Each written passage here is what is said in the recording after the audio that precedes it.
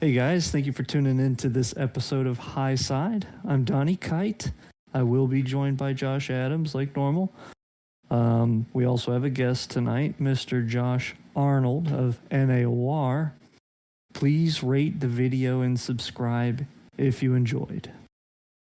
So let's go ahead and start real quick. I want to introduce J. Paul to the show. We're going to do a little guest segment later on with him, but J. Paul, we like to, the idea is to let everyone know what our favorite driver is. Me and Josh explained our favorite drivers last week. So who is your favorite driver? I guess currently on the circuit, we would be looking at the 22 Pennzoil shell car of Joey Logano. Logano? Oh, well, I don't know that Josh Adams is a fan of Logano right now because this recording is post Daytona 500. And I know Josh had some choice words for him, but we'll save that particular part for later on in the show. I'm getting word that Penske led, Penske led 120 laps in the Daytona 500. Ford total led around 150. That's a rough guesstimate. But that's most likely what the correct number is. Thank you, Josh. I guess we'll start with the race winners real quick. Duel 1 was Bubba Wallace. Duel 2, Austin Hendrick. The Truck Series was Corey Heim. And the Xfinity was Jesse Love. The Cup Series, William Byron. So I guess we'll really touch on William Byron because he's a two-time consecutive, two-time Daytona 500 winner, but he did it consecutively. So, but it seems to have been done in similar fashion with how he did it in 2024. From a wreck, what do you guys think about that? Is William Byron should we put him up on top of the list of up there with the Denny Hamlins and the Brad Keselowskis, the Dale Juniors and whatnot? Is he up there with one of the best plate racers, or is he just in the right place at the right time? Yeah, I'm not willing to make that comparison quite yet. While it's impressive, and I think he's even won one of the Coke Zero races there as well. There's something to be said for when Denny Hamlin has done it, dominated races, and you can just tell watching, man, that guy is really good. And I mean, Byron is good, but when you look at the way he's done it, he's just kind of been a part of the race. He ran, I think, 10th at the white flag and got the win. And that was kind of similar to what he did last year. Just kind of, like you said, putting yourself in the right time, the right place at the right time, and picking up 9 positions just because you chose the right lane is more lucky than good. But that's definitely not taking anything away from William Byron. Yeah, I had to actually go back and watch the 2024 finish. I think he was in a more reasonable spot there. He was leading the outside lane, if I'm not mistaken, but Hendrick, or it may have been Chastain that made that 3-wide duck to the middle, and him and Hendrick got together and they wrecked. But yeah, it does seem to be kind of trending toward Byron being in the right place at the right time and picking up these Daytona 500 wins. Do you think, J. Paul, that maybe he'll do it again? There's nothing saying that he won't do it again. I mean, he might win at another plate track later on this year. Now it's more of being in the right place at the right time. 10 years ago, you really had to have a car that could pass after 15, 20 laps. Just, the repave has changed it. This car has changed some of the driving styles. And I just don't think we'll ever see anybody just go and dominate again unless they, change the car or something. But, pointing back to what you just said, I feel like, Byron could be another Denny Hamlin. I say we we view Denny Hamlin kind of like Mark Martin, a lot of wins, no championships. Byron has, and he has plenty of years to go. I think changing tracks for the championship could ultimately benefit him, get it away from Phoenix. He could absolutely win a cup title, but the way he's trending, he's doing exactly what Mark Martin, exactly what Denny Hamlin has done, win a lot of big races, but never be right there, winning that ultimate title at the end. So he is kind of following some of those footsteps of previous, maybe this generation. Because Denny Hamlin, I think, is maybe last generation, and Mark Martin is now 2 generations ago, if you really kind of look at it, car-wise. Yeah. You're probably right on the head with that. It's hard to rate a guy for Daytona, Talladega, now Atlanta, because these are just all crapshoots. We do have statistics here. My editors can pull it up on screen. I mean, if you guys look at here, anywhere from 2018 all the way down through 2025, the last 2 Daytona 500s is the only 2 500s that Byron completed every lap. And some of these, I think there was a couple of them in there, 2020, 2022, they were early exits. But these other 4, if I'm counting this right, before 2024, obviously, he was there all the way up to the end. Now, he doesn't lead a lot of laps, but you don't have to at these places. You can lead 1 and win the race. But he's very fast. Obviously, the Hendrick cars are always fast when it comes to qualifying. They were a little off balance from 2022 through 24, but it looks like they got their cars back into a groove for this year. So I don't know. Maybe the Hendrick cars are some of the fastest Chevys.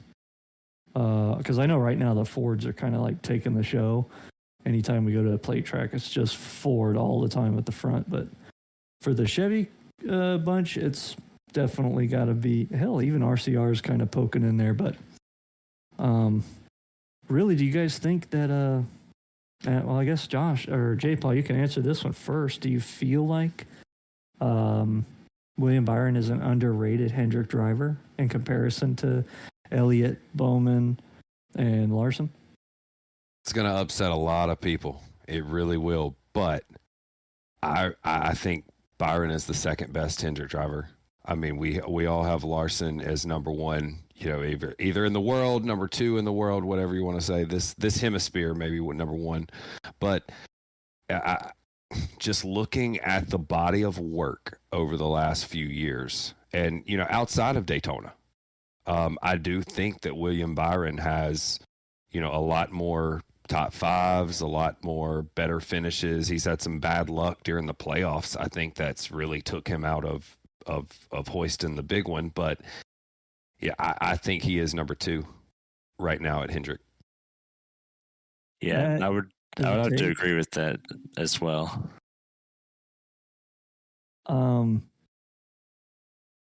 I think I'm on the same page with you guys.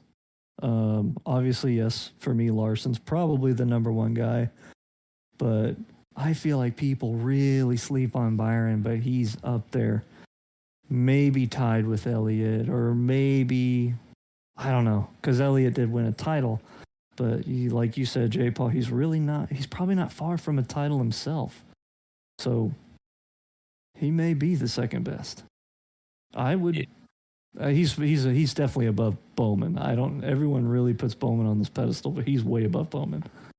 Yeah, half the fan base will put Chase Elliott at the top, just because he's the most popular driver and all this and that. But like, you go and look at the stats, and William Byron, he's been consistently winning races every year for the past 5 seasons. Last year I think he won 3 races. The year before that he won 6. He won a lot of those races early in the year and not kind of been a factor, like J. Paul said, like right at the end, even though he's made the playoffs and made the Final Four. But if he can put that killer instincts together at the end of the season, like he's been able to do in the first 10 or so weeks the past couple of seasons, he could easily be a title threat. I mean, if he makes the top 4 at like a Homestead, I feel way more confident in the Hendrick cars there, even though we've seen the Toyotas and even Blaney there at Homestead. I feel like that might be work right into the wheelhouse, especially if Byron or somebody can get that early win in that 3rd round and have those few weeks to work on the car. I mean, that's been Logano's winning strategy. So why can't anybody else do it? And Byron and that team seem like they're closer than anybody else. Not Penske, not Larson, not some of the other top names like the 20, the 11 that are always in the hunt. Yeah, and as long as William Byron can keep Rudy Fugle with him, like what we see with Kyle Larson and Cliff Daniels, and just some of these other crew chiefs and driver combinations that are really good together. Like as long as that duo can stick together, like the sky is going to be the limit for William. Yep. Yeah. Very strong performance out of the 24 car, 2 Daytona 500s in a row. Now, real quick, actually, if you, those listening or watching, want to jump in the comments and give us your rating or who you feel like the Hendrick lineup would be 1, 2, 3, and 4. Do you agree that Byron would be number 2, Elliott number 3? Let us know there. But we'll actually, I'm kind of interested in this one. I was paying attention to this guy in the Daytona 500, kind of sleeping, really not a name we talk about anymore. But Jimmy Johnson managed to pick up a 3rd place finish in the 500. And I know a few of our friends would be pretty excited about that. Josh, I know you were a Junior fan when he was racing, but your brother was a huge Johnson fan. I think Nick was a Johnson fan too when he was racing. So what's your opinion on Jimmy Johnson grabbing P3 for Legacy Motor Club? Yeah, I think it's great for the sport, and the team, his team as a whole. Like, I think they asked him, after the race, just something about a good finish and a good run, and kind of some of the bad luck and things maybe people have been questioning him on the past couple of seasons, like, why are you doing this? You're not getting the results or whatever. And he mentioned something in his post-race interview, like he's kind of he doesn't even care about that anymore. Just kind of put that stuff behind him. And like, people bring up the idea of like, you're ruining your legacy or something. And he doesn't see it that way, because he's doing what he needs to do to advance Legacy Motor Club. And if that has to put him on the track a couple of times just to get some more data points for him, then that'll be good. But yeah, getting to see Jimmy come back and race and be successful is great, because like I made a comment to, like, I was at the race, and I came back and was talking to some people at work that don't know anything about the sport, just kind of telling them some different things. And I was talking about how, like, I used to be a Junior fan and like who I root for now, but I had mentioned that like I'm about to be 32 years old, and like you look at the roster of drivers that are racing now and that raced maybe 15 years ago or even just 5 or 6 years ago, most of them aren't even there anymore. Like it's crazy that Jimmy Johnson, you see him on last Sunday, and he's like one of the only guys that raced in the early 2000s that's still around. Yeah, I've been missing like all the old faces that we're all used to. seeing Jimmy Johnson do an interview, that was a trip for me. Like, because obviously the 24 car had a little bit of a throwback paint job. They got the old fire suits out, and then you see Jimmy Johnson getting an interview. Granted, it's the 84 car and Carvana, not Lowe's in the 48, but really cool to see. J-Paul, when did you start watching NASCAR? Were you around when Jimmy Johnson was like really dominating in the sport? Well, actually, I was watching the sport before Jimmy Johnson was even thought of. Oh, wow. So, I actually, hey, you know, speaking of some people that we've talked about, I've seen Mark Martin win a Talladega race that went caution free way back when. So obviously way before stages and was even thought about. So, but you know, something, you know, when you're listing out your top, you know, Hendrick drivers out there, don't put Jimmy Johnson in that. He does race for another team now, but I feel like he's out there, and yeah, he hadn't had the best finishes that we expect from him, especially there when he first came on the scene with this. But I look at the sponsors. Carvana has stuck with him through some very bad races, like been out on lap 1. We've all seen it. And then, you know, Shaq being involved. I mean, that was good for the sport, you know, any kind of extra eyes that we can get. And then, you know, just being able to have that top 3 to get his mojo back. I know he feels good because every time he's out there, I feel like that's extra data for Legacy to look at. You know, is he doing something different than Eric Jones? You know, something like that can help the whole team, like kind of like Josh said earlier. But y'all were talking about him being in. There was NASCAR Insights put out a tweet that with Martin Truex Jr.'s race streak will be over for, you know, longest 685 race start streak. Oh my well, God. Logano's going to take that over with now 578th consecutive start. I was looking at it. You know, I like comments. I don't ever comment myself, but I like reading people's others' comments. Somebody said, how does Hamlin only have 393 starts when he started in the early 2000s? The first comment was, Logano broke his back at Auto Club. So, like, Logano only has this record because what happened way back, you know, 10 years ago at Auto Club. So that's just something that I spotted earlier today. I figured I would bring up. That's terrible. Oh I know it's terrible, but like just the comments, you know, how does Denny Hamlin not have this league? Well, because Logano killed him. I'll see. Actually crazy to think about. Locate that. Yeah, right. I mean, it's been that long ago, and now we're talking about him being at the top of the list. I mean, that's, you know, the turnover that Josh was saying. That's the, you know, we're looking at the next set of guys. I mean, Logano's really young to have that record. I mean, he started more consecutive than Brad Keselowski.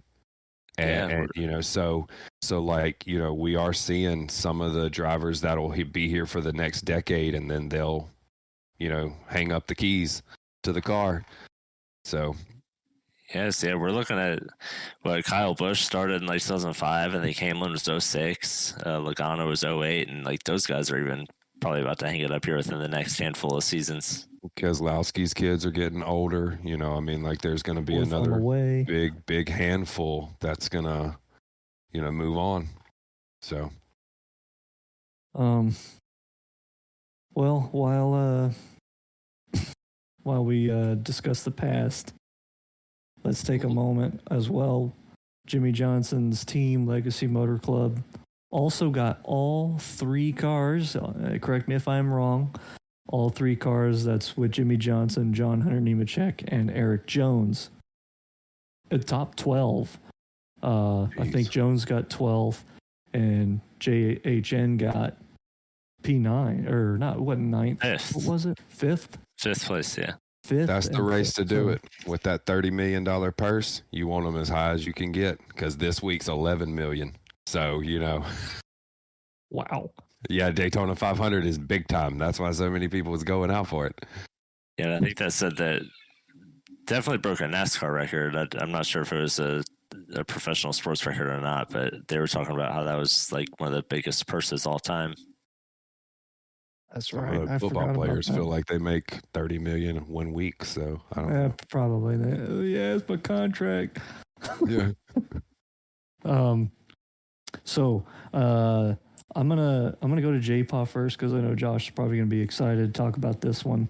Okay. Justin Allgaier and Dale Jr. Motorsports made their first Cup attempt, and they raced their way into the Daytona 500 by finishing 9th in the first duel, and then finished 9th in the 500. So, obviously, Junior Motorsports is ecstatic. Justin Allgaier has been on a tear lately, winning the championship last year in the Xfinity Series, taking that 40 car to get a top 10 finish for Junior Motorsports in the Cup Series, in the 500. J. Paul, what's your opinion on that? I've been watching Earnhardt's race since the mid 90s, and I just really, it should touch everybody in the sport to see how happy he was. We've seen that happiness before, hugging his dad after some of these races and stuff like that when he was hugging Allgaier and Kelly and all that. So, if you like NASCAR, you love that story. It has to be one of the bigger stories coming out of the weekend, I think. But hey, this is a whole show in itself. I feel like Trackhouse should be Dale Earnhardt's. So like I said, that's a whole 4-hour segment, and that's that on right. But I'm just glad that he has had the chance to go up there and fill it for the first time, because it's been a long time coming. He should have owned a Cup team for 20 plus years right now. So yeah. Josh, you went to the Daytona 500, and I know that you're a Blaney fan, but I got to imagine at some capacity you were watching that 40 car all night. Oh yeah, it was definitely hard to miss. Great paint scheme on that car. They always are when it's a Dale Jr. Team. But yeah, Justin ran a really good race. Dale Earnhardt Jr., like he's talking about before and after, like, before you saw just how elated he was getting into the race, and they hoped it wouldn't have been as emotional as it was, as having to go in and do the duels after not being fast enough on speed, but just the pure elation and joy for even making the race, getting his team into a Cup race for the first time. And then you have to imagine he was up on the box the entire time during the 500, just like, man, run all the laps. And luckily they did that. But also one thing that they had said, and you would never doubt, Dale Earnhardt Jr. is one of probably the most committed personality in the entire sport. But they had mentioned that, like, basically ever since the car unloaded and got onto the track, like, he was there the entire time. Like, he was involved literally the entire time with what that car to do to make the race and get on track, and obviously during the race, him and Kelly being there and stuff. So it was really cool to see. It's like 1980s NASCAR right there, with the owners there, helping push out the car and help them work on it when they need something. That's totally old school NASCAR, and that's exactly what Earnhardt really is. Yeah, and then, I've gained a whole new respect for Junior over the last. Like, I wish I didn't have that mentality of like disliking Junior while he was in the sport, just because of his name or what have you, whatever dumb reason I could think of that I didn't follow the guy. But he's a really likable character. He says everything that's on our minds when it comes to the sport, bad or good, and just an interesting guy to listen to talk. I love his podcast. So yeah, I think I can't remember if it was when I went back and rewatched the broadcast, if they mentioned it at the end of the broadcast, or if it was on like Denny Hamlin's podcast or something, but somebody was talking about, Dale Earnhardt Jr. and just like what it means to have his team back in the Cup circuit, or in the Cup circuit, his name back in the Cup circuit. And there's like, man, that's just something that needs to happen. Like the sport, probably lost a decent chunk of ratings and viewership for a while when he first left, and maybe they're still hurting from that. But we saw I think a record viewership for the 500 as far as like what they had last season and whatever. But as long as he's there, I think we're gonna tune more people in, and that's always good. And then another thing on top of that, I think they probably sold out that entire merch hauler too. Like I saw a ton of Tennessee whiskey gear on at the racetrack this weekend. That's good. When I was at the track, all I saw was 9 gear, so it'd be nice to see something a little different other than Napa. So that's really cool.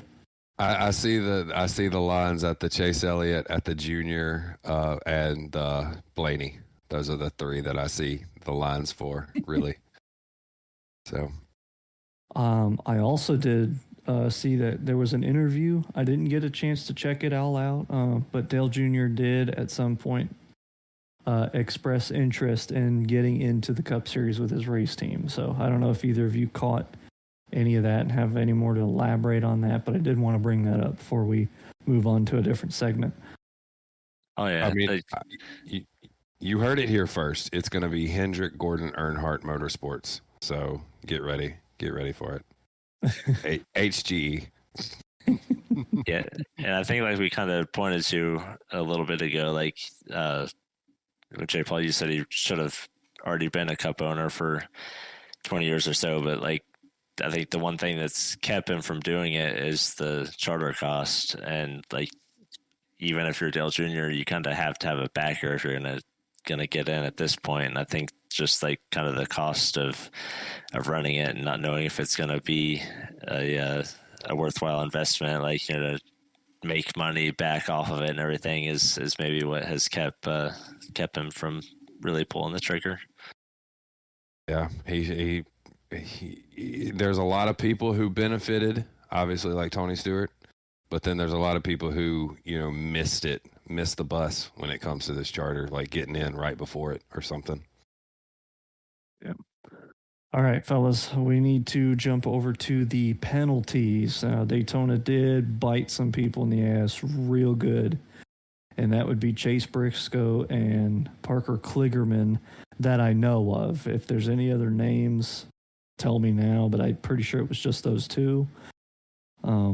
Chase Briscoe did get docked 100 points and lost his crew chief, James Small, for 4 races because of the modification of his spoiler base. Joe Gibbs is currently appealing that at the time of this recording. Whether or not they've won or lost, I'm not sure. And Parker Kligerman did get disqualified after winning the race. Poor dude. Because the rear end was too low. And they did, in fact, lose that appeal. So Parker Kligerman is just disqualified from that Daytona race in the Truck Series. Sad story for that gentleman. I know he had an opportunity to win the Roval last year, and now this. Like, I can't imagine. Like, that guy is having the worst luck right now in the sport, it seems like.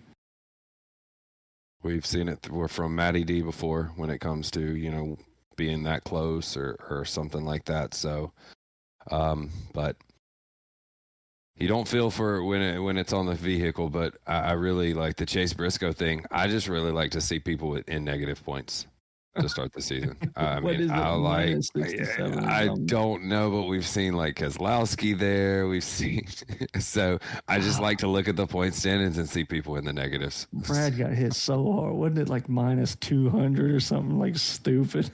I don't know, but I tell you what, I think Daytona gets the best of them. I mean, last season we were talking about Legato's gloves, so I mean, like it's Yeah, the web like we feed. said, $30 million. You try everything to get out there with that. So, I mean, there is a wonder why Briscoe had 2/10 on the field in qualifying. So, well, I think that's all the penalties. So, another thing, and this is also related to NASCAR in general, like the policing process. And I'm going to get your guys' opinion on this as well. And in my opinion, maybe a completely opposite of what I've seen from the community. But the cautions that ended the truck race, the Xfinity race, the second duel, and the caution that did not end the Daytona 500. A lot of people were not happy with the fact that they threw the cautions in the truck, Xfinity, and the duel. And then I also did notice some people were a little upset that they didn't throw a caution in the 500. Josh, what was your opinion on all that? Yeah, it's as long as they're consistent, like I'm okay with them throwing or not throwing any caution. Like if they wouldn't have thrown the caution in the 500 like they didn't, and they also didn't throw a caution at the end of the duel or the truck race or whatever, I'm okay with it. Like, but when they're so trigger happy and ready to throw a caution, especially like right before they get to the white flag, like they have that quick trigger. When they do it so quickly, but then they just wait and say, oh, we were able to release our crews onto the back straightaway, so we felt like they could race back. Like that's why they didn't throw a caution, which it's kind of crazy. At the end of the day, it didn't change the winner in the 500, but just something as dumb as that definitely took the win away from Eric Jones in the dual race. So, it's crazy, but I mean, they just need to be consistent with it. And I think we saw like Denny Hamlin talk about that on his podcast. Like, as long as they do it the same way every time, there's nothing we can complain about. But they seem to be really good at not doing it the same way every single time. So it gives us talking points basically every other week, because there always seems to be some kind of caution catastrophe that we get to talk about, because they either call it or they don't. Or I think there was a year where it looked like they triggered the caution after they passed the line one year at Daytona or Talladega, but then they said, oh no, we did it before the line, and they did another restart. So I believe that was the one where Junior was leading Talladega. And then didn't Harvick like wipe the field out after?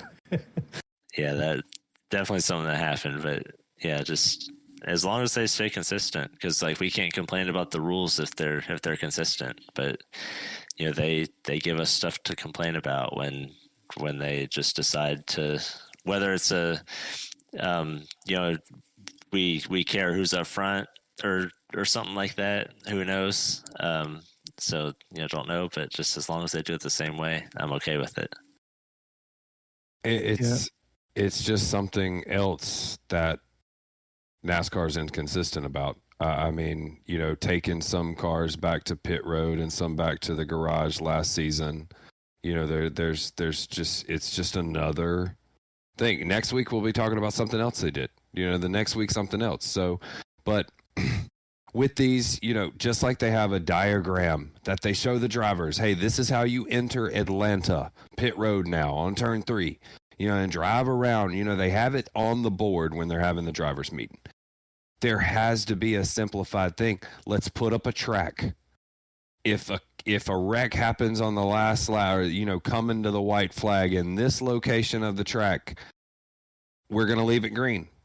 If it's, where the leaders are going to come, I mean, and plus there's just different, sizes of wrecks. Is there a one car spin down to the bottom that can drive simply into pit road instead of, calling the caution like we saw in the ARCA?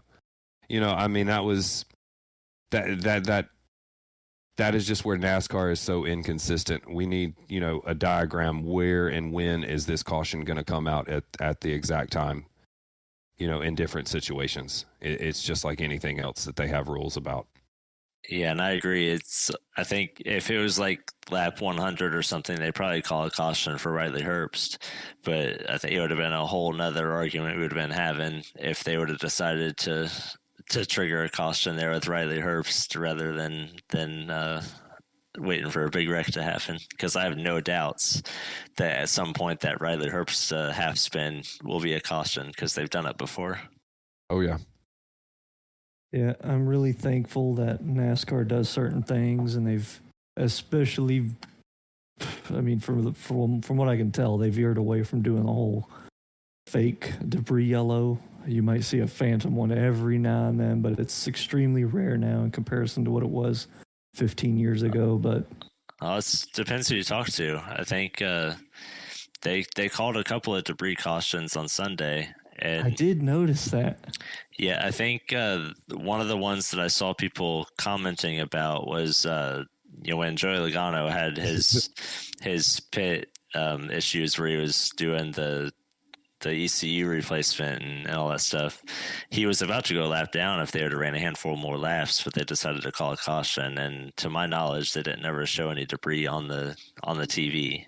And I know people were talking about that was a Joey Logano caution because he was the best car. So it could have been.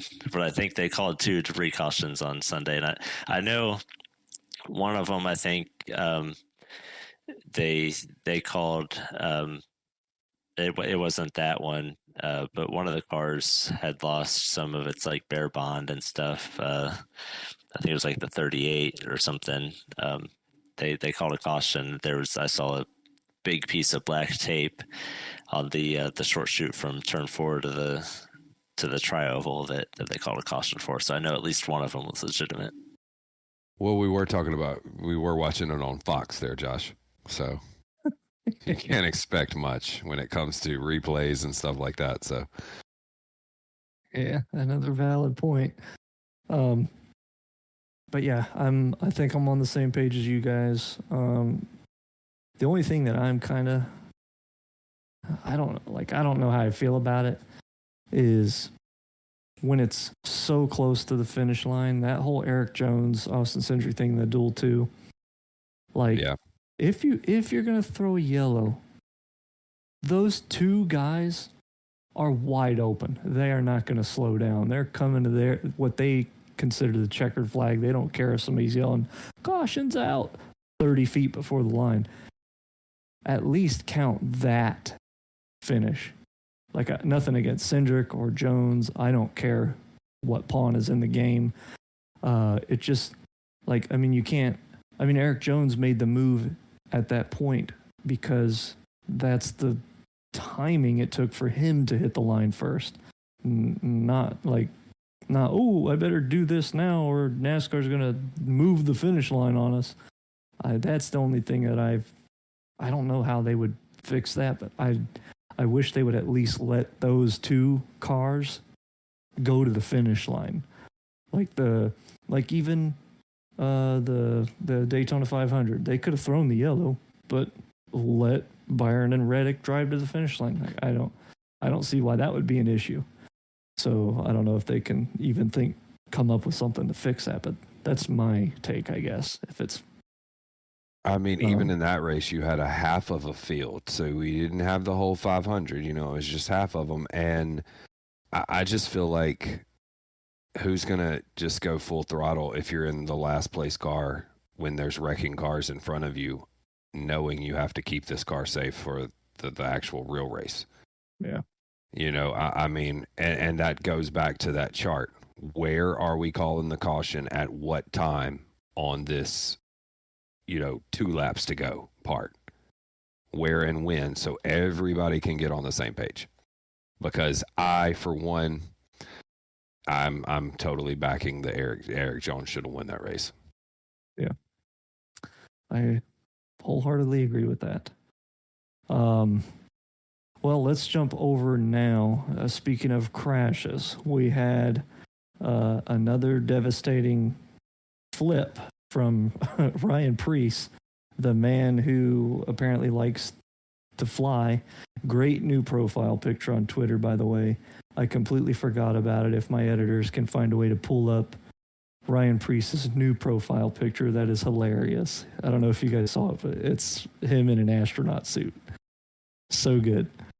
In my opinion, this flip looked more violent than the flip in 2023. And if right now we can see the 2023 flip, I'm sure they're going to have that playing right now. And right after this, we'll see the 2024 flip. You can have a side by side or a back to back, however they're going to do it. I'm not the editor. But yeah, guys, I think this flip, obviously the way the car took off, we'll talk about that a little later. But I did not like how he flipped. Like in my the center of gravity was bad in 23, don't get me wrong, but he went roof first over the banking transition from the flat to the track, and that looked awful. Yeah, and in 23, when he was doing his barrel rolls and kind of bouncing off the track and then going up again, like that takes away absorbs a lot of the impacts. And I can't say it probably doesn't make it hurt as much because he's the one in the car, but it probably lessened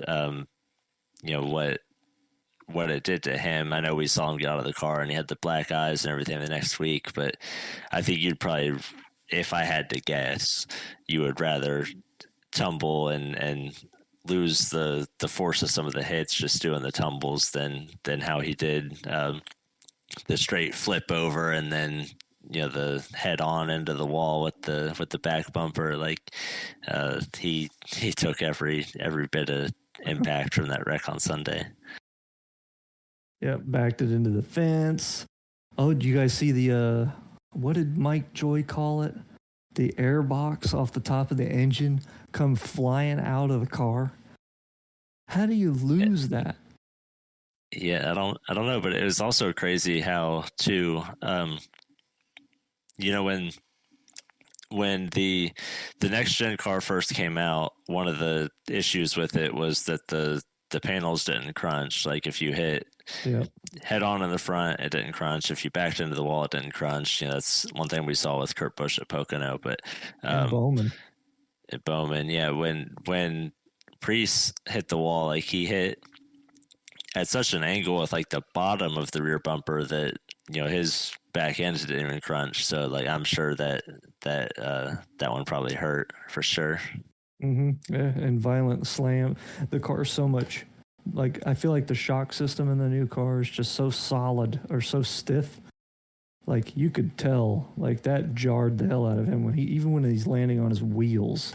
Not that he had much of a right front left anymore because of him colliding with Bell, but man, that wreck was hard to watch. I was so glad when the window net dropped. And what'd you think of that, J. Paul, seeing a car take off like a damn airplane?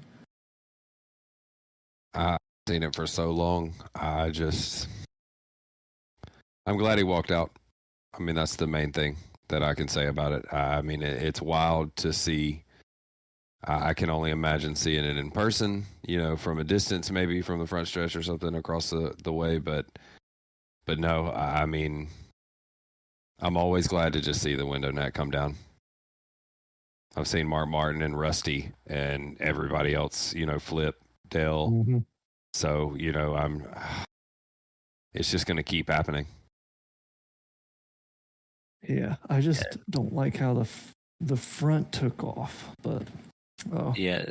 And one thing about that too, and I don't want to get too much into the safety and how much the hits hurt and everything because I'm not driving the cars, but when he gets out of the car and he did his TV interview, he mentioned like the first thing he thought when he went up in the air was just like his daughter. And any dad is going to just think about, man, what if, what if? But it's crazy that you take it that seriously, and then like see how much it hurts, and then like you said, how he's got that new profile picture that RFK posted. Like it's just kind of it doesn't. They can do whatever they want, but it's just weird. It doesn't sit well with me that he takes this serious interview about his safety and everything, and then they go just hours after the race and they're being lighthearted about it. Like he's talking about how, man, this could have killed me, but then they go and post this funny meme on X. Like it's like just thinking, man, was it serious or are we laughing about it now? I could see that. I understand that point of view. Kind of takes away from the seriousness of it. Yeah, it's definitely nothing against Ryan Preece or any of those guys, because like us watching them on TV, to us they're superheroes. It's just a job to them, but they're guys that we look up to, and we could never do it. Even though we say we probably could, but we could never do it. And they're the ones actually going out and doing it for our entertainment. So if he had to take a big wreck and almost see the light, then that's something that we got lucky to see him walk out with. So real quick, we'll jump over to some safety concerns from Mark Martin. He posted on Twitter. All editors are going to pull it up the same time I do. So whatever you're seeing on screen now, this is exactly what Mark Martin said. But he said that I hate the flat bottom floor. He's in response to another tweet. I guess I'll read that first. A gentleman named Ricky Wood tweeted at Mark Martin shortly after the crash, asking, what are your thoughts on the Ryan Preece wreck? After listening to your playoff broadcast, I didn't catch that, and hearing you talk about how NASCAR needs to remove the underpinning of the cars, and seeing Preece, it's cut off from there. But Mark Martin did reply saying, I hate the flat bottom floor, not only for this reason, but also I believe it's the reason the cars struggle to pass. It makes too much downforce, and the following car can't make enough to allow it to get close enough in the corners. So, some safety concerns there. Now, Corey LaJoy did mention on Stacking Pennies, I don't know if you guys caught that, he was told that removing the underbody would actually cause the car to lift off worse. What do you think of that? Yeah, I mean, that's just what we need for a lot of the fans that are already disappointed with stuff, is to make things worse. But, with the current car, taking it off, how it could be worse, it's one thing. But, the prior to, the next gen car, they didn't have a flat underbody. So I don't know if he means that if they just kind of did your typical underbody, if like your typical underbody would make it take off worse or what. But I would think that would be something that they would have to go through and do some R&D testing on. But that's pretty interesting to me, just because of the fact that that they didn't always have the flat underbody like they do now up until just a few years ago. And we saw bad flips and everything. Like, we've seen it for as long as NASCAR's existed. Yeah. I just don't think we've necessarily seen him a car take off and lift like it's a Boeing 747 or something in the middle of the Daytona 500. Yeah, that was incredible. There wasn't even a car on his door. He was just generating lift, and then it finally went. I just... Kind of like Corey LaJoy. Speaking of Corey LaJoy, he also flipped like that, just hitting off of somebody's rear. Yeah, wasn't that at a non-plate track. Mm-hmm. I mean, at a speed, a faster track, but it wasn't a plate track. Yeah, I mean, I don't know the exact number, but we've seen a lot of cars take off in the next gen era. I mean, even Ty Gibbs at the Clash, he got some air just hitting him at 15 miles an hour.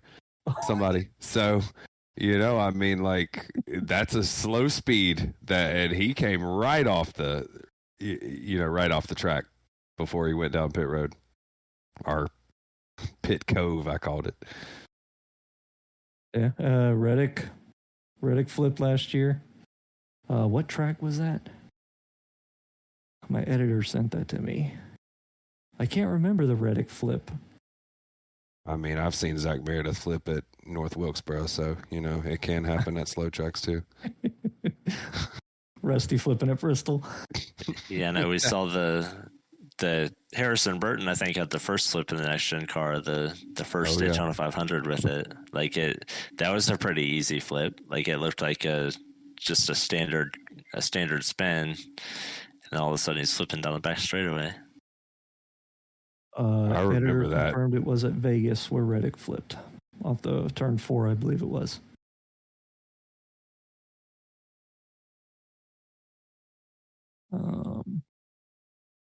So let's. But also, before you get going, I don't necessarily think that the instance with that wreck, that flip like this weekend was anything that like we need to be too concerned about. Like there's any big crash that I feel like we see, it's just like a 1 in a million. Like every crash is different. Like that hit he had was just perfect. Like just in the perfect spot to make something like that we've like never seen before happen.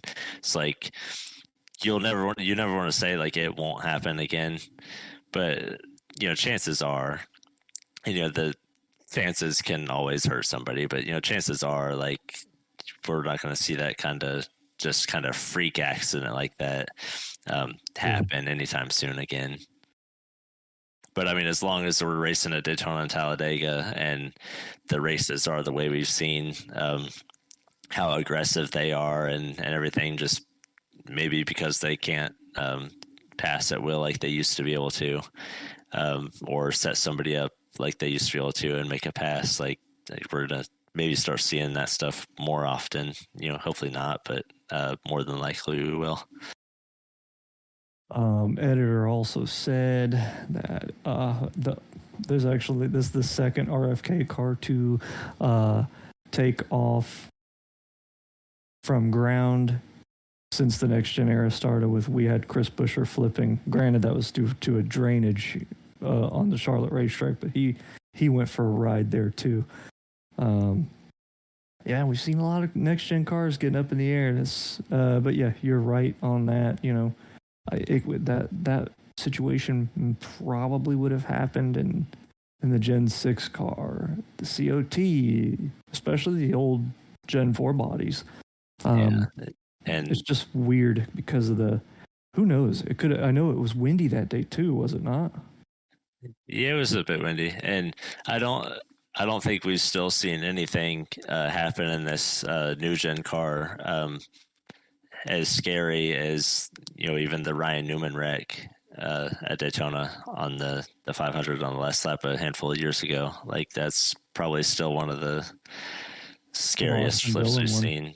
That too, but obviously the catch fence and everything makes that way worse, like Carl Edwards. But just like the Ryan Newman one from the end of the Daytona 500, like that'll probably still continue to be like the most scary incident that involved a flip that we'll probably see for a long time. Yeah, he got 3 impacts right in that damn window. That man's a tank for eventually walking out of that hospital. All right, let's jump over to a different crash. And this is the one I know Josh was waiting to talk about, but the wreck between Joey Logano and Ricky Stenhouse Jr. off of turn 2. Josh, I know you sent me a message. I don't know if you want me to say what it was, but I know you weren't too thrilled about that wreck. Would you want to elaborate on that? Yeah, let's hear what I said first. Let me see what you said. Let me pull up my Josh Adams message real quick. All right, so Josh said on February 26th, 2025 at 10 p.m., I hate Logano right now. That'd be February 16th for everybody listening. So February 26th hasn't happened yet, Donnie. Oh, what did I say? 26th? You did. Did I? Oh, whatever. Let's edit that out. Yeah. I in the moment definitely did, but at the same time, like he's our teammate. So if he could have gotten on Blaney's bumper there, and him, Blaney, and Hendrick could have gotten lined up, like I don't care what anybody says about like, oh, they're just stuck in line. Like I don't think anybody would have beat that trio of cars. Like it wouldn't have happened. One of the three of them was probably going to win the race if they would have stayed clean, but we know Daytona that's really not possible. But we saw the replay a handful of times. I know when I sent Donnie the message, I hadn't even gotten to see a really good replay. I saw the NASCAR TV screen in front of me, but we saw Logano go for the middle, and there was a lot of room, and there was enough room, and then Stenhouse cut him off, and Logano backed out. Like you could see the flame coming out of the tailpipe, like that happened. And then he said in his post-wreck interview that he backed off, and then it was just indecisive by Stenhouse. And like you could see after watching the replay, everything Logano said happened. Like Stenhouse blocked him, went up, so Logano tried to fill it again, and Stenhouse squeezed him again, and he backed out again. And I don't know if he ever got shoved by Gragson. Like I didn't see a replay where he got hit by Gragson, but he said then they were just kind of shoving behind him, which they're definitely tight. So he really, like, if he backs off to not wreck Stenhouse, then he gets wrecked, and then everybody behind them gets wrecked. But for the most part, the biggest reason why I was upset with Logano is obviously my driver got wrecked out. But that's the 10th year in a row I've been going to the Daytona 500, and obviously rooting for both Dale Earnhardt Jr. and Ryan Blaney being there. Like I've left basically distraught more often than not, because they've gotten wrecked out of almost every single one. Like I think Dale Earnhardt Jr. wrecked in both the ones I got to see him run in, and Ryan Blaney, like the best he's finished, even though he's had great races and great cars, was the year he wrecked with Newman coming across the line, where he finished second to Denny Hamlin. So it sucks to think, man, they're setting up, and he was leading the race going to the last pit stop and everything, and then just to have it end like that, sucked. Still got a 7th place finish out of it. Quit going to the race. And he's leading the points by a point, so we'll take that. What'd you think, J. Paul? It was your driver on the receiving end of that, or starting end of whatever you want to call it. He was receiving something. Well, back to something we talked about earlier in the podcast. It's the Fords, leading a lot. I feel like they have the most aggressive drivers when it comes down to the last, 30 laps. The Fords know that they're good, so they do put themselves in those kind of sketchy situations. Because more often times they're just gonna, use their speed to get out of it. And I feel like the Logano Ricky wreck started 10 laps before, because Logano was, trying to lead that outside lane, and then Stenhouse would block it with LaJoie. And so that was really like the 10th time in a 8-lap period that Logano had gotten blocked by them. And I feel like, he had enough. Any inch that he was given, he was going to put it in at that point. And, I do feel bad for Blaney and any other Penske teammates that get taken out in that. But, when it comes to the plate tracks, they all work good together. They all know that they all want to win. We've seen Cindric block Blaney for the 500 win before. So, I feel like they work good together. They know they have fast cars, so they all can put themselves in situations like that. And, to pay it back, we've seen Logano block a Hendrick car. I can't remember who it was, for Blaney to catch him up and win. And then we've seen, Blaney help Logano last year with, kind of blocking at the end when Logano was saving gas to win that Vegas race. So, I feel like Logano knows, hey, I made a move that took out my teammate, and Blaney knows that he'll repay him, later on this year when it's most needed in a situation where, we're still 15 laps to go. There's still 35 wrecks that could happen that takes all of us out, at that point in the next few laps. So, there's going to be a week out there that Logano will pay Blaney back for that. Yeah, for sure. And they go to Atlanta Sunday, so I would expect those three cars to be up there contending again. I think they said something like Atlanta and Daytona, like the last 2 seasons or something, like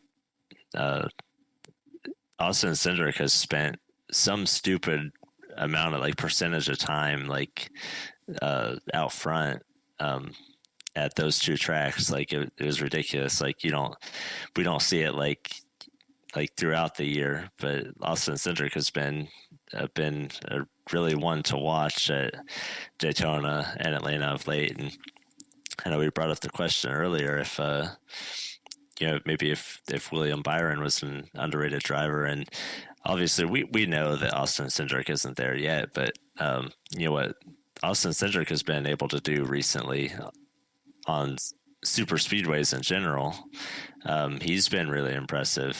And people can say what they want, oh, you can't pass and they're just saving fuel and all this and that, but he did everything right on Sunday to stay at the front and lead all the laps he did, and push his teammates and everything. I think you mentioned it earlier, Donnie. Penske led 120 some laps in the 500, and he was a big part of that. So that was even after we already mentioned winning that tool race. So yeah, they fly. Well, really Denny do. Hamlin called Cindric one of the best plate racers right now. So, I mean, when you have Denny Hamlin saying something positive about a Penske driver, then you know you're doing right.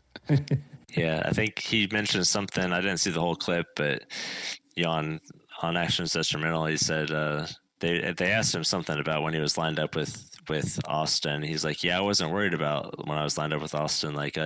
He's figured out that he knows what he's doing and he's fast, and he said he was less nervous with Austin Cindric pushing him than he would be with anybody else. So there's a lot of people that hate Penske more or less probably because of Logano, and then maybe because of Cindric because of his name or whatever, but a lot of people that won't give him the credit that he might deserve. But I think Austin Cindric might be one of those guys that's just right on the cusp of breaking out in the Cup Series. It'd be good to see success in that 2 car again. Obviously, me being a Brad fan, I watched him drive that car to a championship and win a lot of races at that Blue Deuce. So hopefully Cindric will get his as well.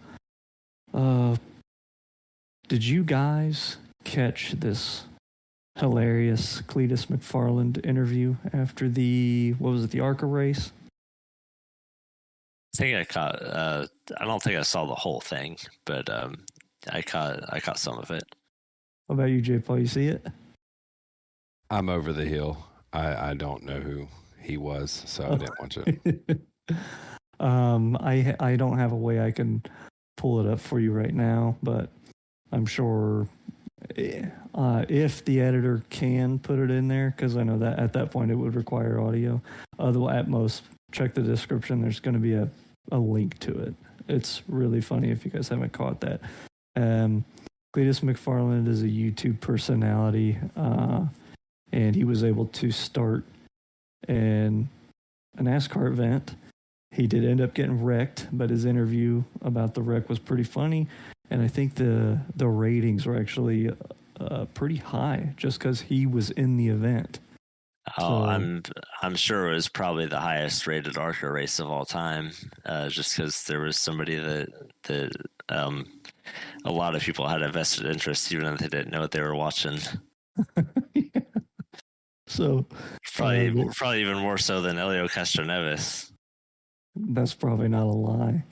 I don't know how the ratings were between the two, but as far as compared to last year, really funny though. You guys check it out when you get a chance, the whole thing. Yeah, Josh, I would say we'll have to get that replay up on our socials or something. He was breaking down where he was missing one of the wrecks, and he ended up having to run down pit road, and he took a screenshot and said, like, in this moment I felt like the best driver of all time or something, because like he missed this wreck going down pit road and whatever. And then when he finally did end up getting damaged, he said he zagged how he should have zagged and everything. And Greg Biffle coached him a lot to get ready for Daytona, and Biffle said that they'll have to do a little bit more for his next one so that he zags instead of zigs or something like that, going off of that interview. So it was pretty funny. I didn't catch the Biffle part. I'm going to check that out. So we do have Atlanta coming up this Sunday. Another plate track should be pretty easy to come up with predictions. J. Paul, you want to give us your winner or somebody you need to look out for if you're a bettor? Well, I wanted to go a step further. I think the Fords will show some speed and dominate. You never know when there's going to be a caution when somebody's taking that long pit road, 2 laps later. So that's a concern. But I mean, at the end, look, last season, that was our 3 wide finish, the great one. And, it was a Ford and 2 Chevys. Yep. So, it's anybody's race. I feel like it's going to be, depending on when that last caution is and, how close it is to the finish, on how wild they get, if they don't get spread out a little bit more, with a longer run. But I'm absolutely going to go back to somebody we just spoke about. I'm going to go with Hendrick. I think he's going to come out with some speed. He'll probably start front row and probably control the race a lot. And all you need is one Ford behind you on that last lap. Boxed in, nowhere to go. The only way to push is you. And I do believe we could see the two car in victory lane this week. Yeah, that's a pretty good one. That definitely wouldn't surprise me. And I think one of the stats too I was thinking of for Atlanta, I think they mentioned when during the 500 that Logano, Blaney, and Brad Keselowski at drafting tracks have over the past since Next Gen. I could be wrong, but I'm pretty sure they said it was since Next Gen that those 3 drivers have led like 60% of the laps of super speedway races, which is pretty incredible. And they have led a lot. Probably 50% of the time that 2 car's been right behind one of them. So yeah. Josh, what do you got a prediction? I mean, it's going to be hard to bet against Austin Cindric, like J. Paul said, but I don't want to go out on too much of a limb and take somebody crazy, but we're probably going to be thinking about the Fords again. They're having speed, and but then again, it is a a drafting track, we'll see probably something like what we saw at the end of the 500 may or could end up happening. But I don't know. I'm going to go out and say Brad Keselowski. I think, Donnie, you gave us that prediction last week, but he's one of the guys that even at Atlanta and in this car, like he's been up there, and we saw him running up front last season, and I think something happened to him. But I think I'm going to go with the 6 on Sunday, and Ryan Blaney to finish second right behind him.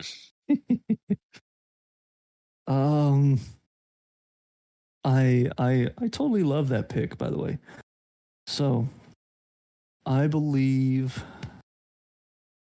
another guy that's probably a little sour right now, because of how strong he was in the 500. I feel like Logano is looking for some redemption. Him and Paul Wolf are great together. Atlanta's a really fast handling racetrack. It's a handling super speedway. Like, you have to have a good car there, and Joey Logano could cut through traffic like a knife through butter at Daytona. So I'm really looking for him to be up front, at least leading most of the race, if not winning the thing. So yeah, and then one thing we touched on prior to Daytona, if you're I think you had mentioned if you're a bettor, but if you go and look at the odds for Atlanta this weekend in the Cup race, Ryan Blaney and Joey Logano are the betting favorites, both at plus 950. And then for some reason you've got Chase Elliott, they're number 3 at plus 1300. Kyle Busch there, and then rounding out the top 5, you got Austin Cindric at plus 1400, and then really, like, Chase could win. But that was just being funny. But really, for some reason, they've got Kyle Larson at plus 1400, which is crazy to me. So those would probably be 5 pretty solid picks if the race just kind of plays out, the way that it could. But like I said, we'll probably see a bunch of what we saw at Daytona. We'll probably see them trying to get into some kind of window and saving fuel. And if we see the field 2 by 2 by 2 all the way back, or if they even dare to get 3 wide, but if we see them side by side all the way through the field, 30 laps into a run or something, we know they're saving fuel, just like they were in the Daytona 500. Hell yeah, man. I wish, or not that I wish, but I think I need to at some point start dabble into betting a little bit, see if I can make a little dough on the side, but I probably would lose everything I had, so. Yeah, you're kind of in a box there in Florida, but yeah, you've got one sports book that you can use, so we'll have to get you set up on that at a later time and get your pick in. All right, J. Paul, I'm putting you in the spotlight. This is going to be really about you and NAOR. I'm curious if you could tell us about the current NAOR season right now.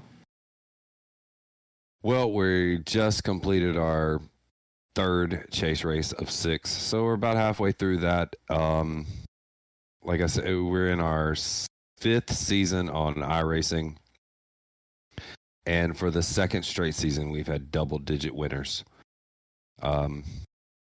Pretty much known for. Yeah, we've had double-digit winners for the 2nd straight season. So, that's always a pride of mine, getting first-time winners, adding to that wins list and whatnot. But really, how have I not been on the list? I mean, it's coming. Like I always say, you're going to go through some pains and heartaches, and it's just going to make that first win even sweeter. So, but current season, Parker has a 33-point lead over Mark Kissenweather, and then not too far behind, I think 35 points is last season's champion, Nick Hapiak. So with 3 races to go, 35 points There's still 6 stages of points to give out. There's still 3, finals at the end of the race to give out. So it's not over until, that last checkered flag at Kansas here in a few weeks. Yes, I'm looking forward to Kansas. I'm looking forward to Talladega. Hopefully I can get some more good finishes under my belt. January was terrible. So I want to know, because I'm a little bit excited about it, and maybe you're not supposed to say anything, but I'm going to try anyway. Do you have any plans or anything that you can give High Side Podcast a little spoiler of what's happening with NAOR next season? Actually, yeah, we actually do. I already have the season 6 schedule set. It's going to kick off May 2nd. I've always been a little different.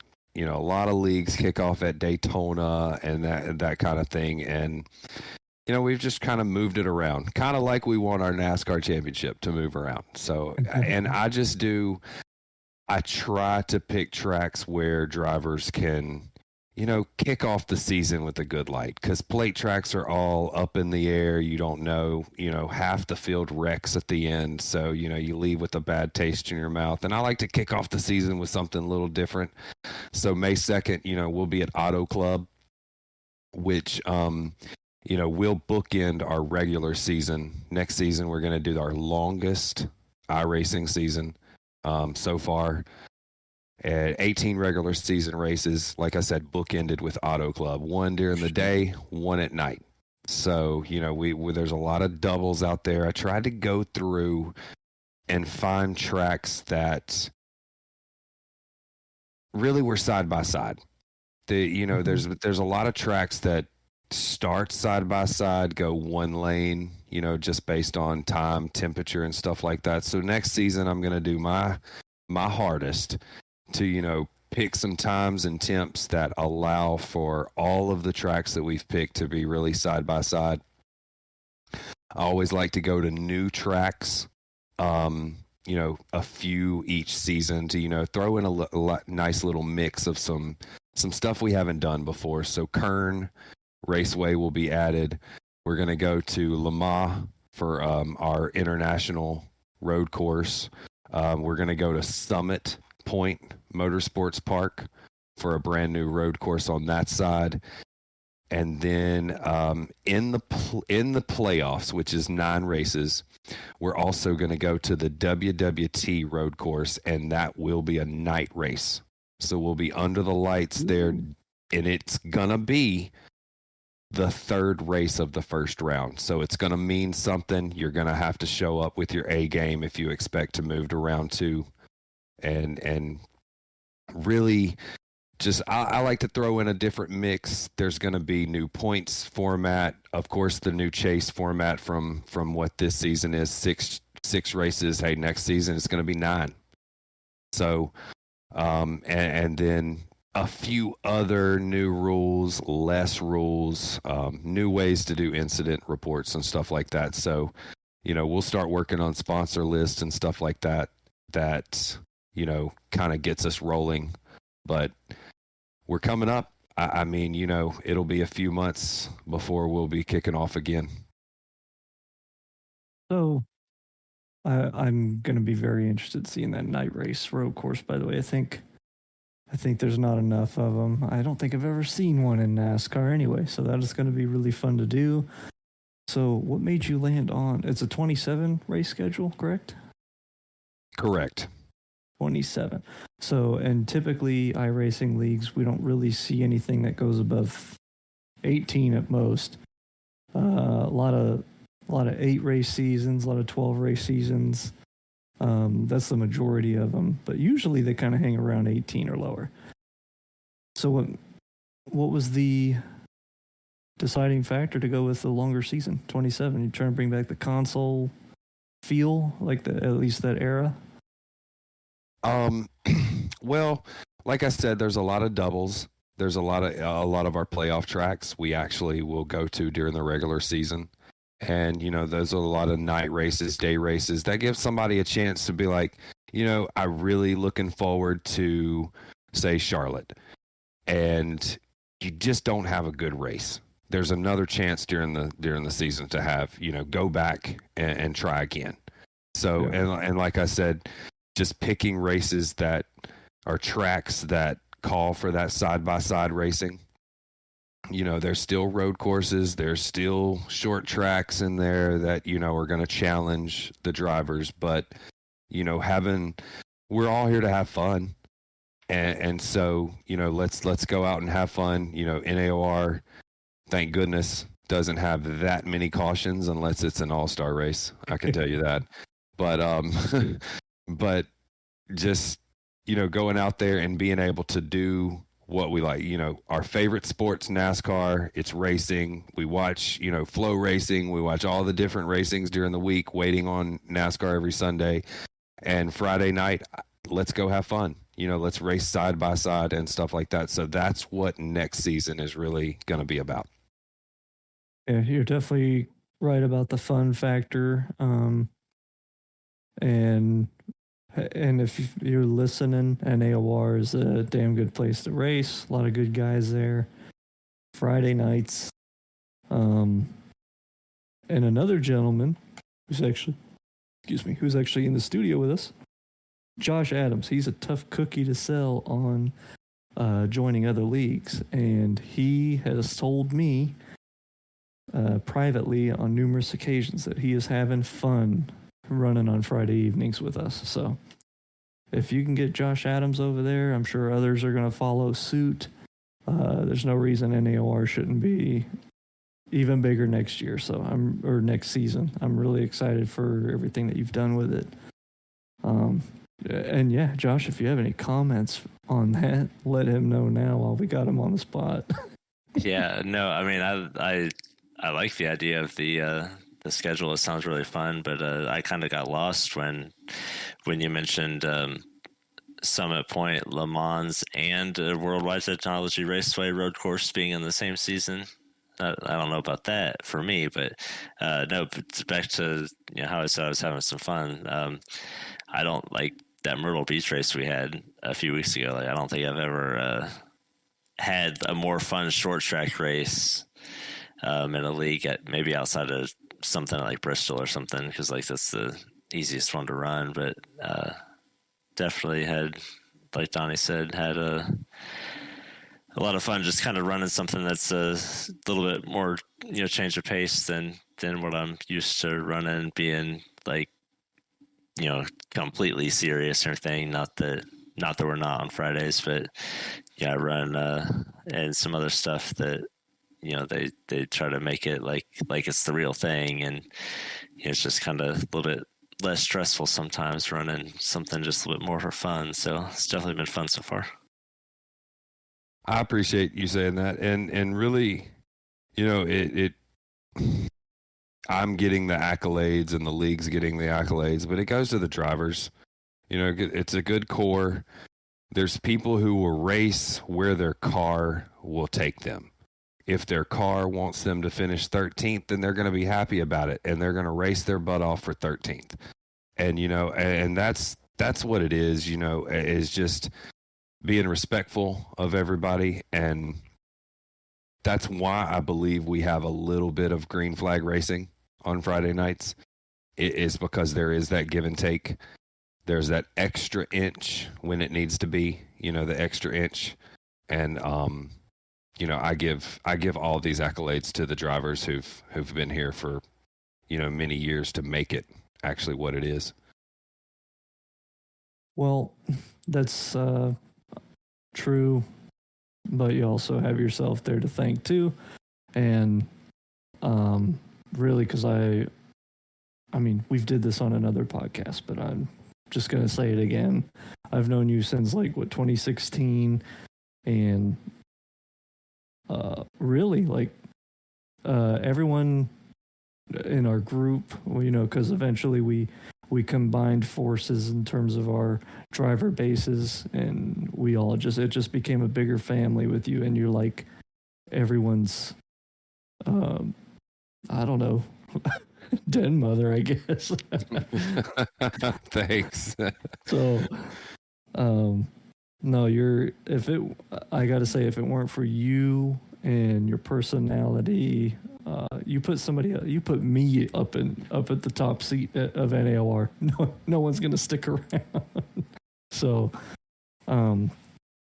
your personality really solidifies us a nice little home that we can race in on Friday night. So, granted, yes, I'm all for the drivers being thanked.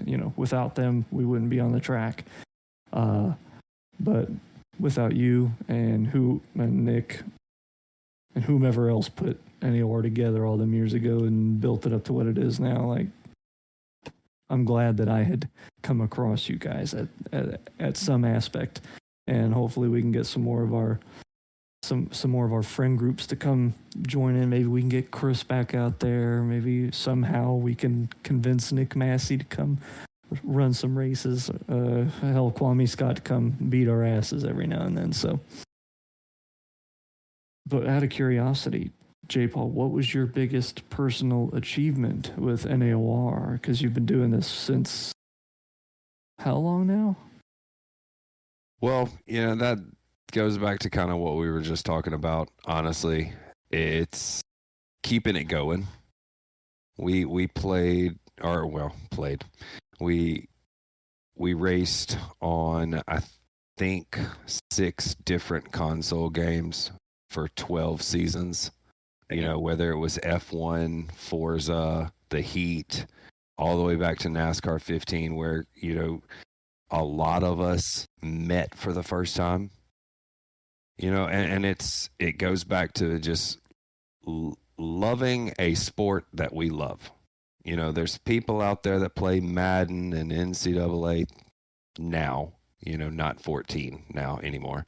But, there's people that are engaged in each of their sports. And that's what I look at us with NASCAR. That's the reason why we picked up this game, is because we all love NASCAR. And we all love friends that like the same thing we like. So, it goes back to those drivers. It goes back to the leagues and the people, all of them. There's plenty of leagues that have, made the transfer from the console to the iRacing and flourished and, kept it going. And like I said, 12 seasons on the console side. And then now we're a few weeks from wrapping up our 5th season here on the iRacing side. It's just hard to imagine, in a few years we'll be on our 20th season overall. And that's just crazy to even think about. And that pretty much is my biggest personal achievement. It could be wins and stuff like that, which 99.9999% of them are on the console side in this league. So, but that really is just, I thought we were going to end it there on console. And then, all of us got the niche to get on iRacing. And so it just felt good. I won't lie. I set the league up in iRacing 6 months before it was even brought up. Dang. So, I had this planned, and that goes back to the drivers. We have that core base. Yeah, I want to get to, I want to add a few more drivers, but if you got that core double-digit driver base that can just go out and just race like we all want to do and not, pace around at 55, that beats all of it. I'm always the thing of, like, what did I say? Always quantity over quality. Or quality over quantity. Yeah, that's backwards. Quality over quantity. So, if we can get, and, I don't want to bring up work here, but my manager always hires our group or for our team, people who will fit in with the group. And that's what I've looked for driver wise is somebody who just wants to go out and race.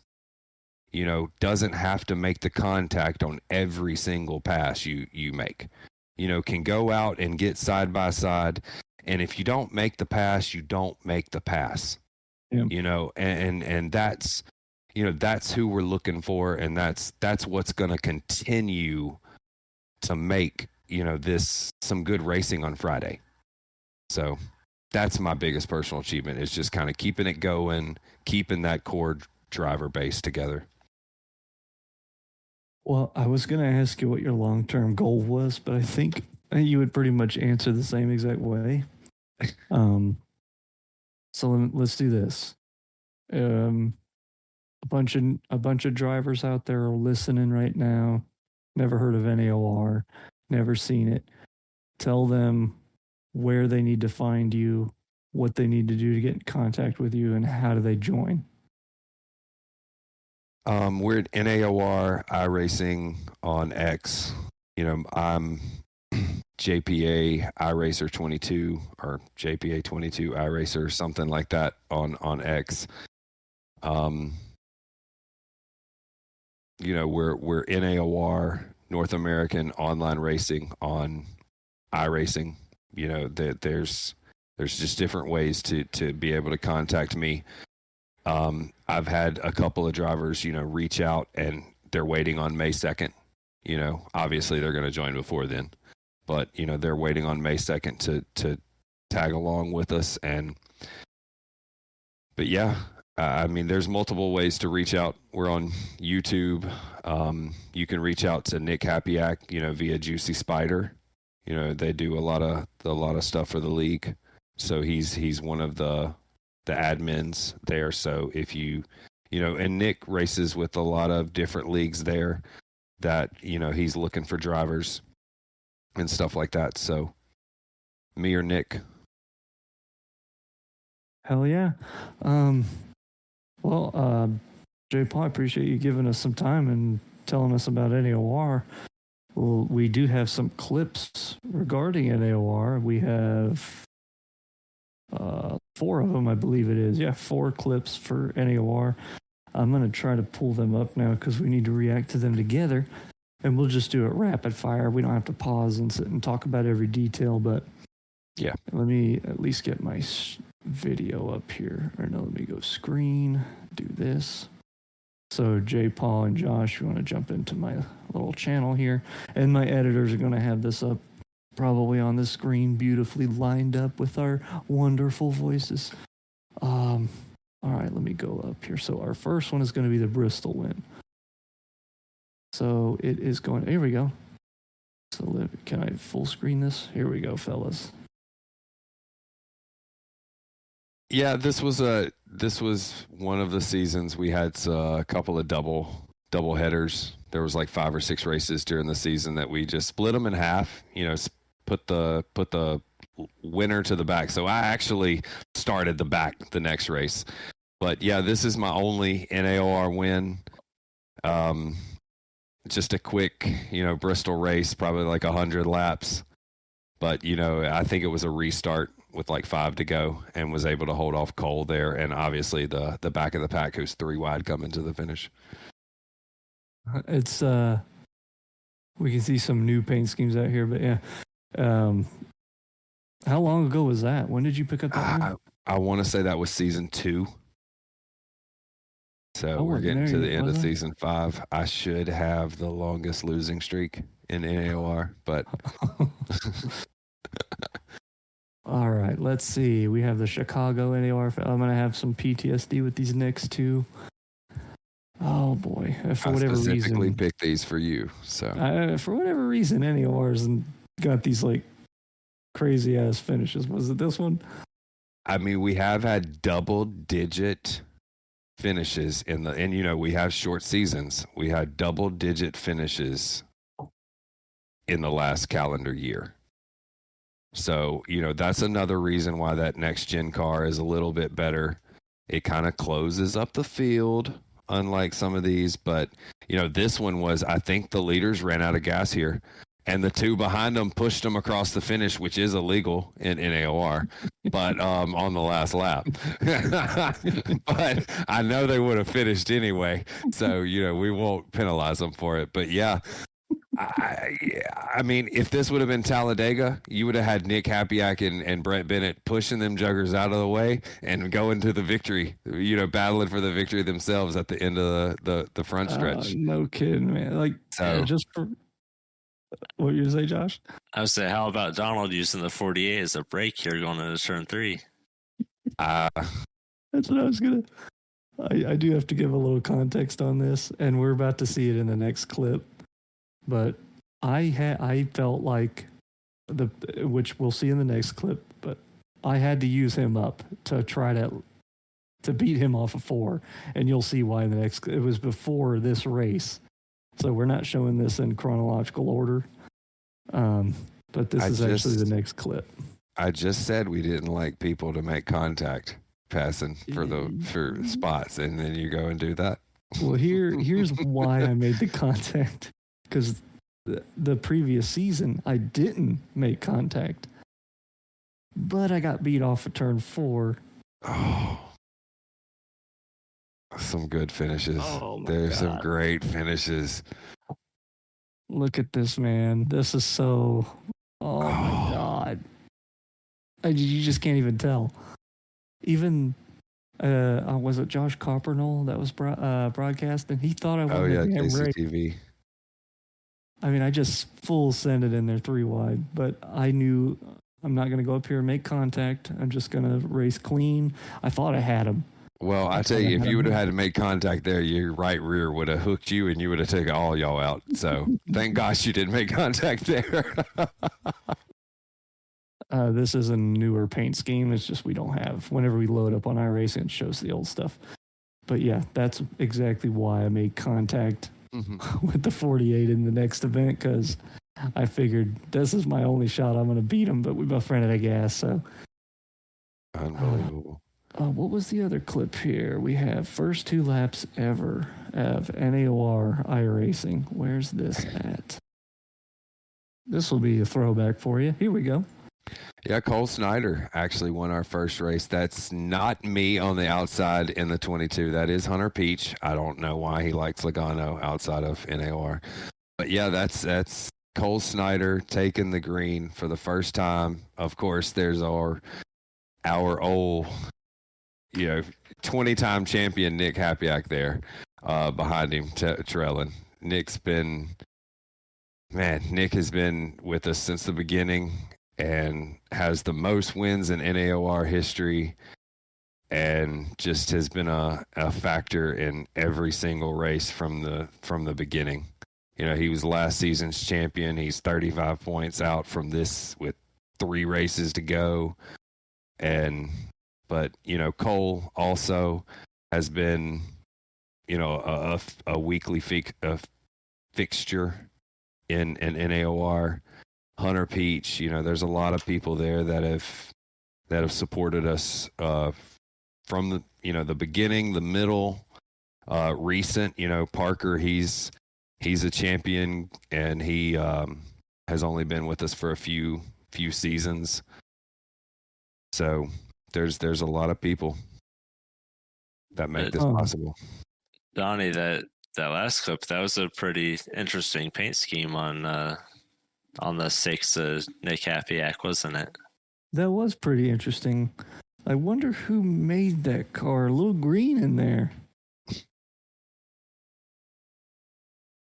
And it's interesting that we have you on the show, because we just had one of our community submitted clips, because we were supposed to get 3 of them and react to them. But since we had the NAOR stuff, we're just going to do one community submitted clip.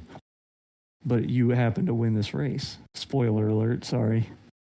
But we do have some commentary on this one, so I will actually, I'm going to lower the volume. That way I can still hear you guys chatting it up. If so, you need to react to it. But if you want to, J. Paul, walk us through what's going on in your head right now. This is pretty recent. Yeah, this is a particular track that I will kind of, towards the end of the race, save my tires and then make a big push.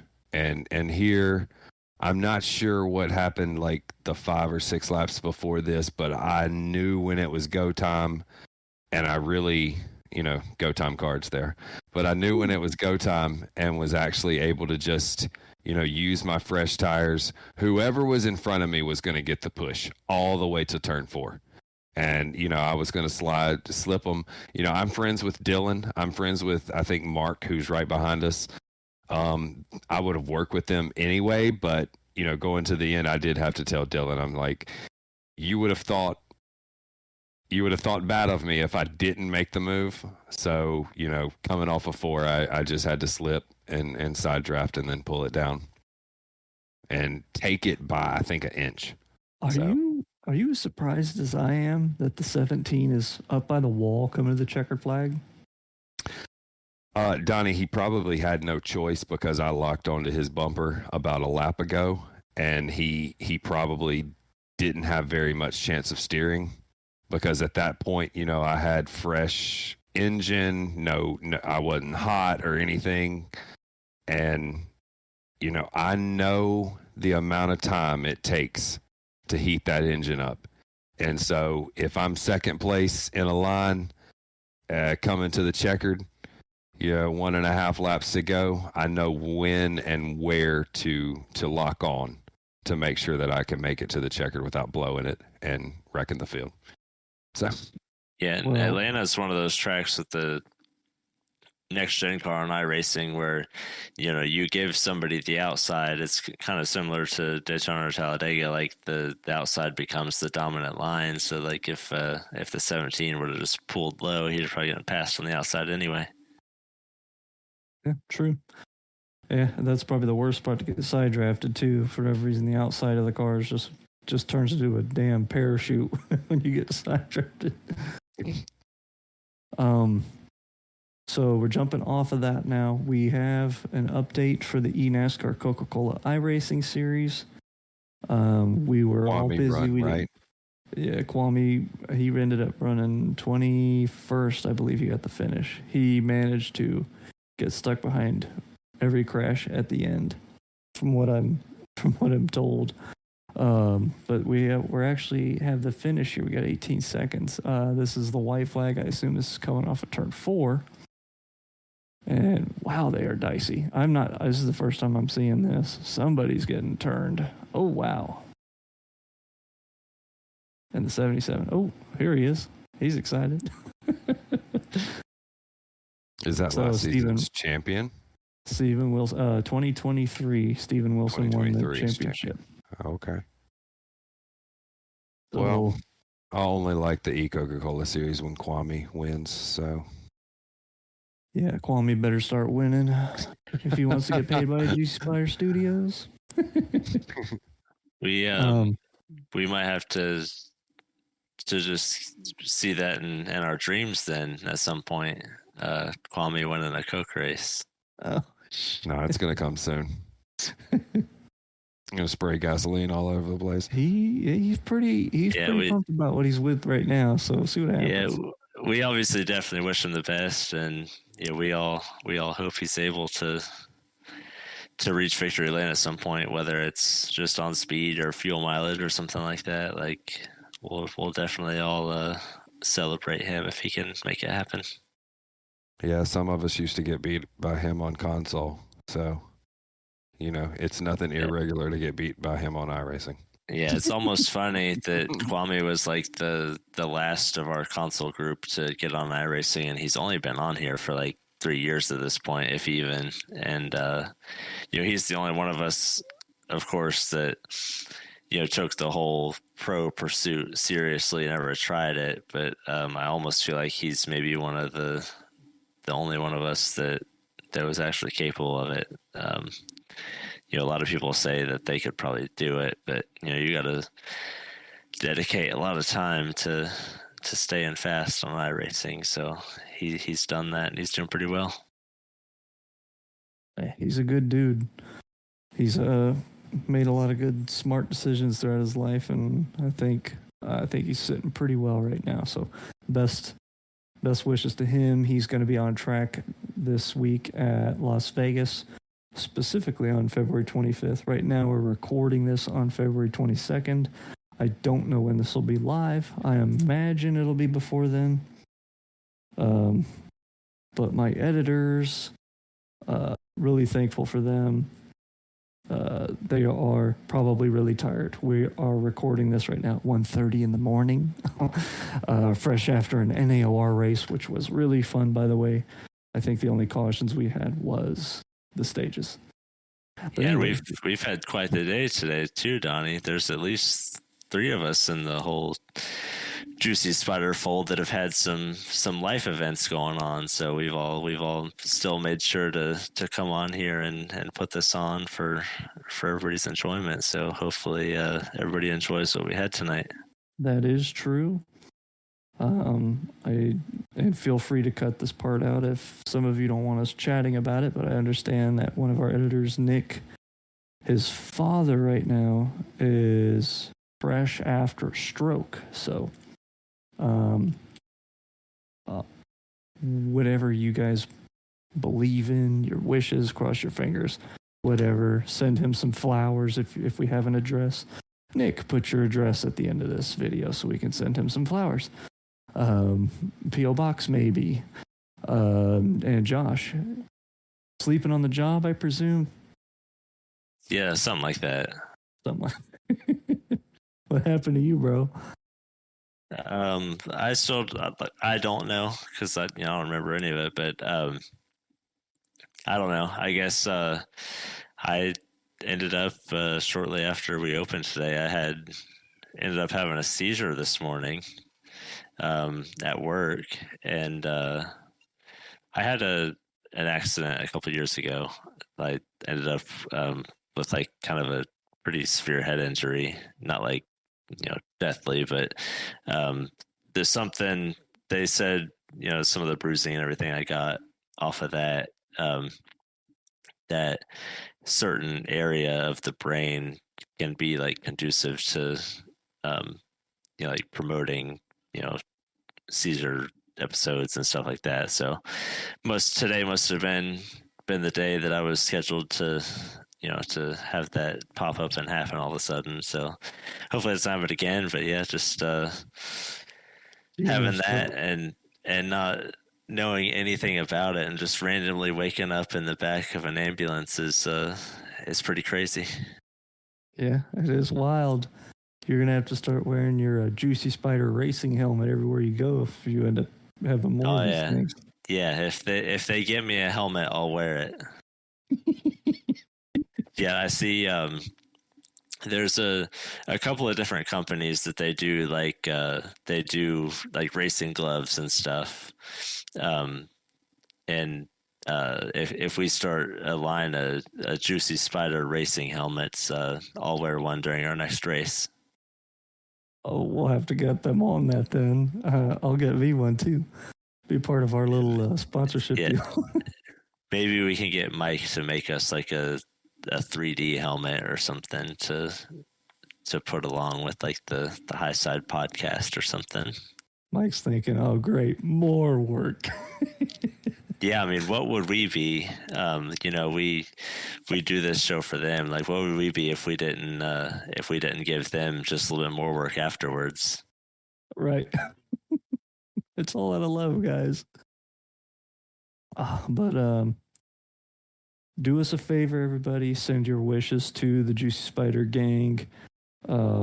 Nick's dad, Josh, Adams, J-Paw's probably trying to hold his head up. I don't know how many shots of whiskey he's had, but just a joke. But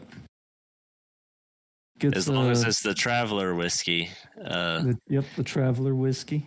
Yeah, Chris Stapleton's from that 40 car that we talked about earlier. Then you're on the right track. No. I'm here. I'm still here. I really appreciate y'all giving me a chance to come on your podcast, and especially being on episode 1, talking about NAOR, something that, I look forward to every single week, and a lot of other people do too. So thank goodness for that.